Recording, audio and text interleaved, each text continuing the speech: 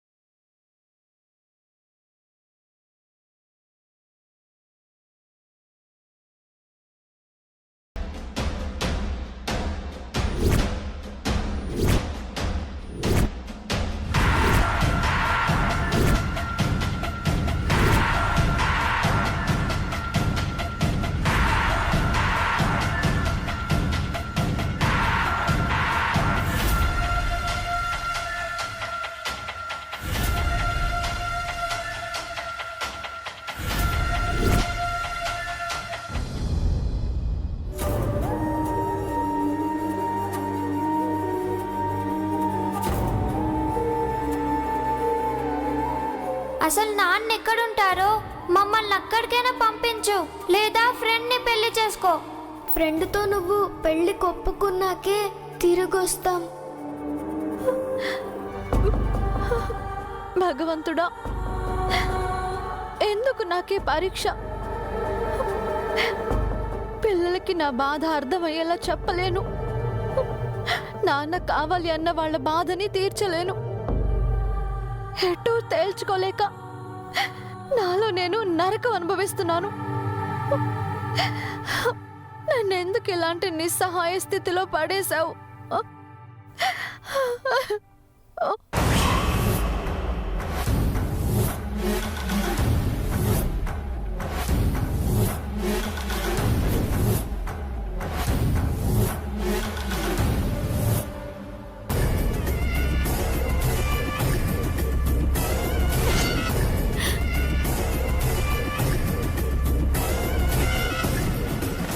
జనరల్గా ఎవరైనా ఏడటం చూస్తే చాలేస్తుంది.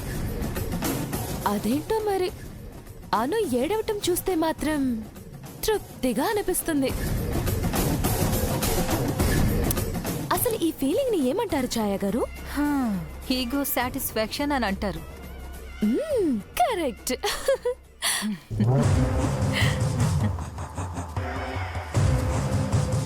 సరే, ఇక్కడ కూర్చుని తను ఏడవడం చూసే కంటే దగ్గరకు వెళ్ళి ఏడిపిస్తే మనకింకా సాటిస్ఫాక్షన్గా ఉంటుందేమో. Yes, you are right. పదండి, కాసేపు దాంతో టైం పాస్ చేద్దాం. పద.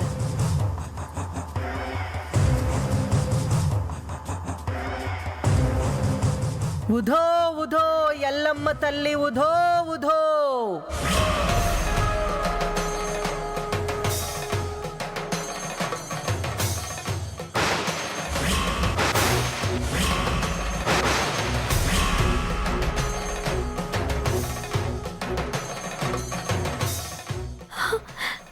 జోగమ్మ,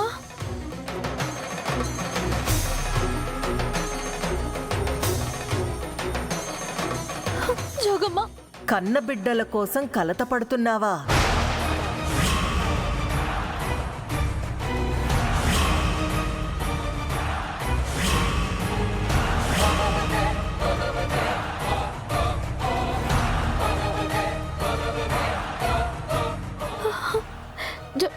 జోగమ్మ, నా పిల్లలు నీ మీద అలకపోనారు. తండ్రి ప్రేమ కోసం ఎదురు చూసి చూసి అలసిపోయారు. ఆశపడినది జరగదు అని తెలిసి నిరాశతో నీకు దూరం అయ్యారు. అంతేనా?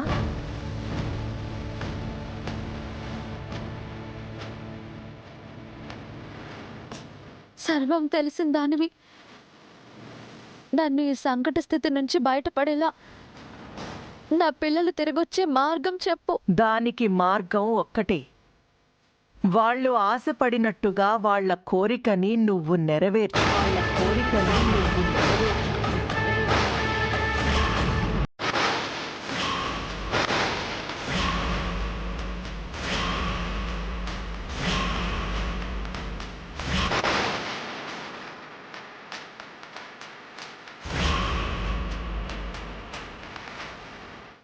జోకం ఏంటి ఇలా చెప్తుంది?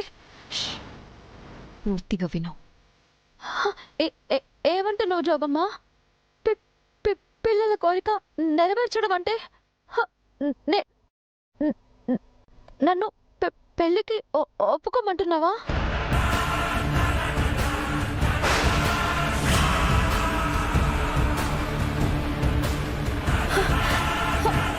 లేదు లేదు జోగమ్మ, అది మాత్రం జరగకూడదు. నిన్ను కొత్త బంధంతో ముడిపడమని చెప్పట్లేదు. ముడిపడిన బంధాన్నే తిరిగి నిలబెట్టుకోమంటున్నాను. జోగమ్మ, నీకు తెలియందే ఉంది. నేను ఆయనకి దూరం అయిందే ఆయన క్షేమం కోసం. అలాంటిది మళ్ళీ దగ్గర ఇవ్వమని చెప్తున్నావా? నీకు ఇదివరకే చెప్పాను, కాలం కళ్లకు మాయ పొరలు కప్పేస్తుంది. ఆ మాయలో నిజమేదో అబద్ధమేదో అవగతమవ్వదు.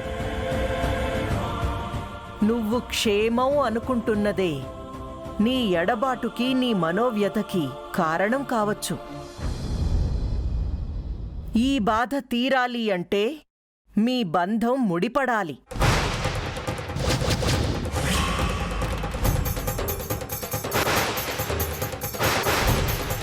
జోగమ్మ, మీరేమంటున్నారో నాకేం అర్థం కావడం లేదు.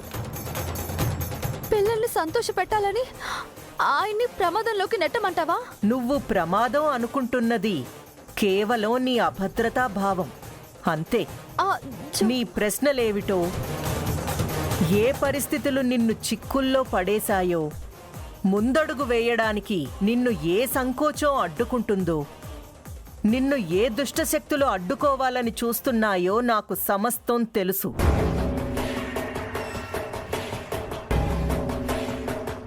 నీ కర్మానుసారం కష్టాలను ఎదుర్కొన్నావు. ఇప్పుడు ఆ కర్మ తొలగిపోయే కాలం ఆసన్నమయ్యింది. జరిగినది ఏదైనా సరే, జరుగుతున్నది జరగబోయేది మాత్రం నీ మంచికే.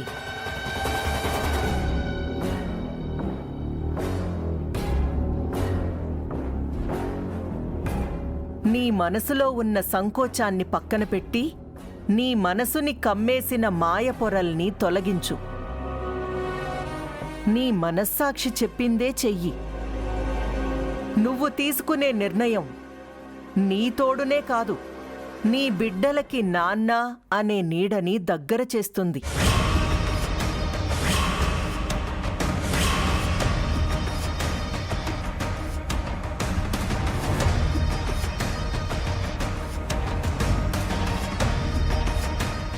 అమ్మ ఆజ్ఞ లేకుండా ఏదీ జరగదు. నా మాట అమ్మ మాటగా స్వీకరించు. నీ జీవితాన్ని నిలబెట్టుకో. నీ సంకోచాలు, సమస్యలు అన్నీ వాటంతటవే దూరమవుతాయి. అది కాదు జోగమ్మ. ఉధో ఉధో ఎల్లమ్మ తల్లి ఉధో ఉధో.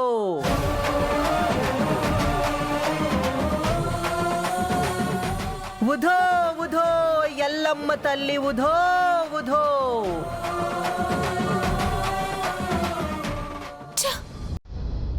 నిన్ను ఏవేవో ప్లాన్ చేసి అను మనసులో భయం క్రియేట్ చేసి బ్రోయిన్లకి దూరం చేశాను. ఈ జోగమ్మ ఒక్కసారిగా తలకిందులు చేసేసింది. ఈ మాటలు విని అను బ్రోయిన్లతో పెళ్లికి ఓకే చెప్పేస్తుందేమో. జోగమ్మ పని జోగమ్మ చేసింది, మన పని మనం చేద్దాం. అను డెసిషన్ తీసుకునే లోపు తన మనసుని డిస్టర్బ్ చేద్దాం. పద.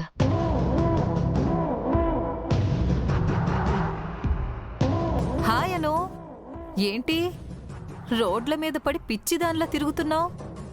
ఛాయ గారు, పిచ్చిదనకండి. ఏ దారి తెలియని, ఏ దిక్కు తోచని దానిలా అనండి, కరెక్ట్గా ఉంటుంది.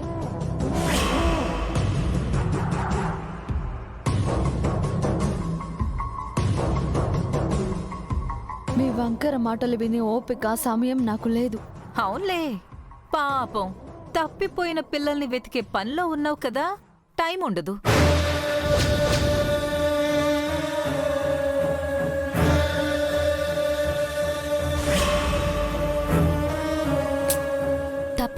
కాదు ఛాయ గారు, పారిపోయిన పిల్లల్ని వెతికే పనిలో ఉంది. పాపం. ఇలా చెప్పులు అరిగేలాగా ఎంత దూరమని తిరుగుతావు? ఎక్కడని వెతుకుతావు? మా కార్లో వెతుకుదాం రాను. ఎంతైనా మనం తోటకోడలం కదా. నీ పిల్లలు కూడా నా పిల్లలే కదా. ఆ మాత్రం కన్సర్న్ నాకు ఉంటుంది. మీ సహాయమో సానుభూతి నాకు ఏమీ అక్కర్లేదు. ఈ మొండితనమే నిన్ను నీ భర్తని కష్టాల పాలు చేసింది. ఈ తల పొగరే నీ తలరాతల్ని మార్చేసింది. అందుకే ఆస్తి అంతస్తుల మధ్య పెరగాల్సిన నీ పిల్లలు రోడ్డున పడ్డారు. ఛాయాదేవి,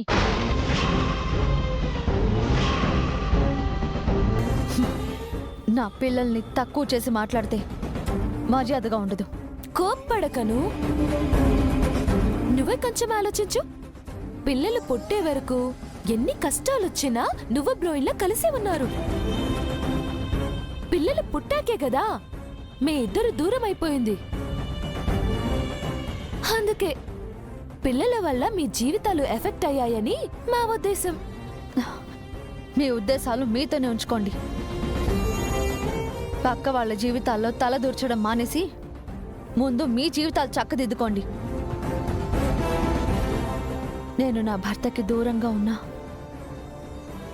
ఆయన ప్రేమ నాకు తోడుగా ఉంటుంది.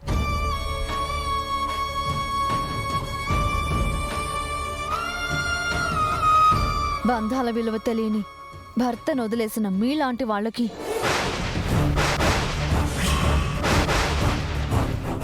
ఇది అర్థం కాదు. తప్పుకోండి.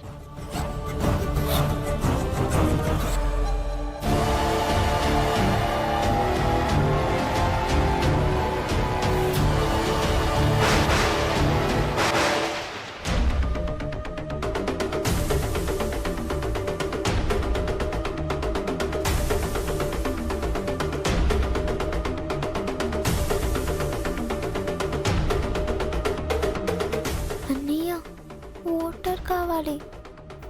నాకు కూడా. కార్లో వాటర్ ఉందేమో చూస్తాను.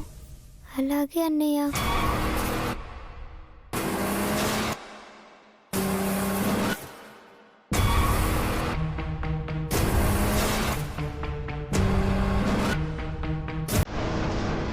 ఉంది.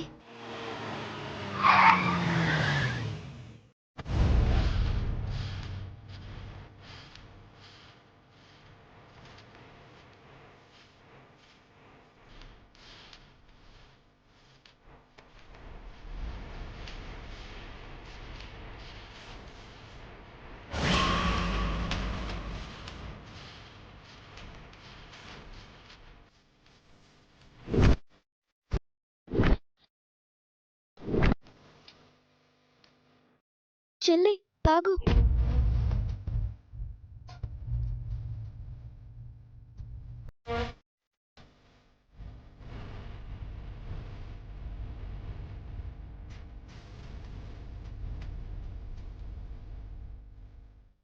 అన్నయ్య, నువ్వు కూడా తాగు.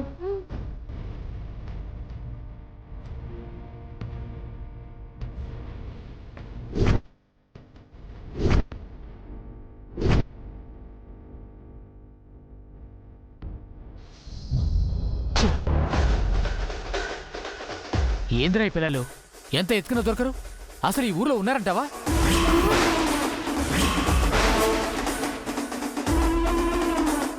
వీరుడంత లేరు, సిటీ అంత తిప్పిస్తూ ఎన్ని తిప్పలు పెడుతున్నారు. ఛ!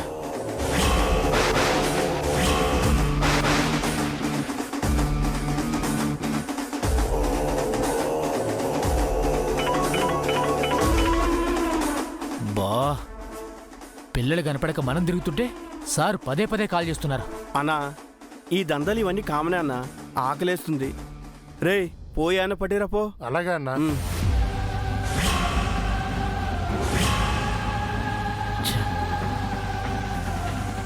అన్నయ్య, వీళ్ళు బ్యాడ్ అంకుల్స్ లా ఉన్నారు. మన కోసమే వెతుకుతున్నారు. అవును, మనం వీళ్ళకి అస్సలు కనపడకూడదు. మరి ఏం చేద్దాం అన్నయ్య? కార్ దిగి వెళ్ళిపోదామా? ఉతుక్కి మనం ఇందులో ఉండడమే సేఫ్. మనం ఇక్కడ ఉన్నామని తెలియదు కాబట్టి వాళ్ళు బయట వెతుకుతూ ఉంటారు. ఒకవేళ మనల్ని చూసేస్తే?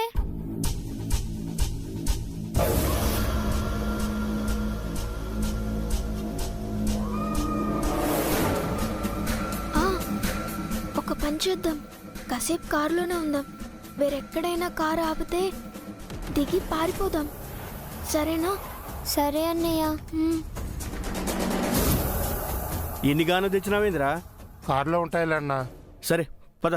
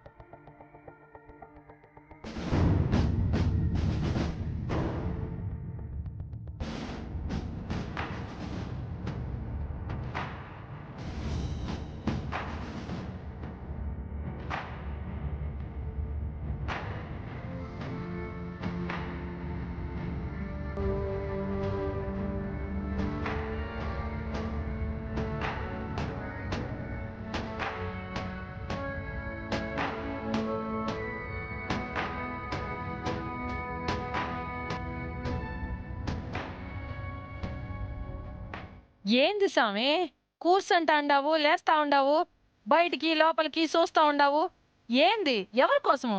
అదే రోజు స్కూల్ లంచ్ బ్రేక్లో పిల్లలిద్దరూ వచ్చి వెళ్తుంటారు కదా, ఈరోజు ఇంకా రాలేదేంటా అని చూస్తున్నా. సరిపోయింది పో. ఎప్పుడైనా ఖాళీ ఉన్నప్పుడు వచ్చిపోతా ఉంటారు, రోజు రావాలంటే ఎట్టా సామి? నిజమే అనుకో, కానీ ఎందుకో తెలీదు, చాలా తక్కువ సమయంలోనే పిల్లలిద్దరూ బాగా దగ్గరయ్యారు. వాళ్ళని చూస్తే గానీ రోజు గడిచినట్టు అనిపించడం లేదు.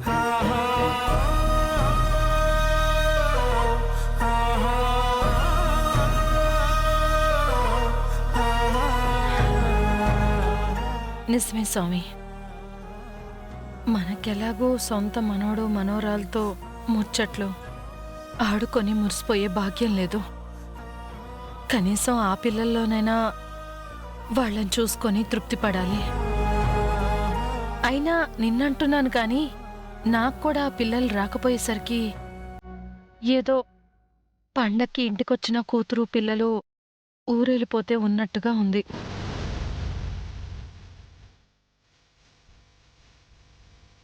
గమనించాను మాత, చుట్టుపక్కల ఇళ్లల్లో మనవాళ్ళు, కూతుళ్ళు, అల్లుళ్ళు పండగలకు వచ్చి సరదాగా గడిపి వెళుతుంటే వాళ్ళని చూస్తూ నువ్వెంత బాధపడిపోయేదానివో నేను గమనించాను. నువ్వు మాత్రం వీధిలో కూర్చొని మనవణ్ణి మనవరాల్ని బళ్ళకో పార్కులకో తీసుకెళ్లే తాతల్ని చూసి బాధపడలేదా స్వామి? మనం పైకి చెప్పుకోకపోయినా ఒకరి బాధని ఒకరం గమనిస్తూనే ఉన్నాం. నిజమే మాత, ఏమిటో జీవితం. పిల్లలు పుట్టిన దగ్గర నుంచి వాళ్ళకి మంచి జీవితం ఇవ్వాలని పరుగులు తీస్తూనే ఉంటాం. ఆ ఆరాటంలో వాళ్ళతో సరిగ్గా సమయం గడపలేకపోతాం. వాళ్ళు సెటిల్ అయ్యి మనం ఖాళీ అయ్యే సమయానికి పెళ్ళిళ్ళు, ఉద్యోగాలు అని వాళ్ళు మనకు దూరం అయిపోతారు. ఆ లోటు నింపుకోవడానికే మనవాళ్ళు మనవరాళ్లతో ఎక్కువ సమయం గడుపుతూ మన పిల్లల బాల్యం కూడా వాళ్ళల్లోనే చూసుకుంటాం. మన దురదృష్టమేమో మనకి ఆ అదృష్టం కూడా లేకుండా పోయింది.